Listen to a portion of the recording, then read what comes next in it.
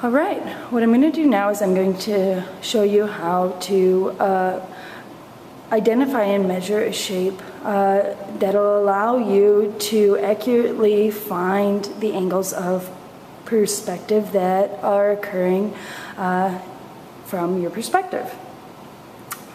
So what you want to do first is you want to find a shape where you can see perspective in action. All right, so you're really looking for a shape with edges that as they recede also seem to diminish in scale towards convergence at a vanishing point. All right, these shapes should occur on one of your parallel planes. You can either look on that horizontal plane or the vertical plane. But really what you want to do is find the largest shape that you can see and also fit in your measuring stick. So you hold your measuring stick out, make sure that your arm is fully extended and elbows locked. That lets you know that you're measuring from the same spot every time. And you can just kind of pull it across the space until you find the first form that you can really readily see all four corners of it, and you can also fit in your measuring stick. So this door on the far right-hand side is a really good contender for me.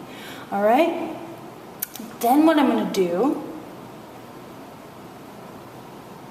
is I'm going to measure its longest length. And so for this door, since it's on the vertical plane, it's going to be the closest edge to me, which happens to be the far right side of this door. So what I'm going to do is I'm going to hold my measuring stick out, nice and vertical. Make sure you don't have any angles on your measuring stick. Pretend you're running in to a nice flat window with it so that you're measuring, the scales you're measuring are nice and accurate.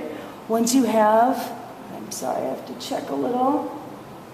All right, once you have that length lined up, so the top of your measuring stick is even with the top right-hand corner of the door, and the bottom, your thumb and forefinger should be even with the bottom right corner of the door. All right, so I'm going to mark the length of that edge of the right-hand edge of the door on my measuring stick, and then I'm going to pull it over. Real square.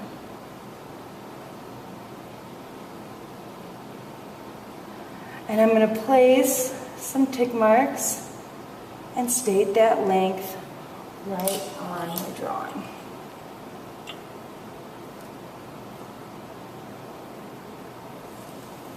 All right, so now I've measured the length of the door in space, and I've also drawn that length on my piece of paper.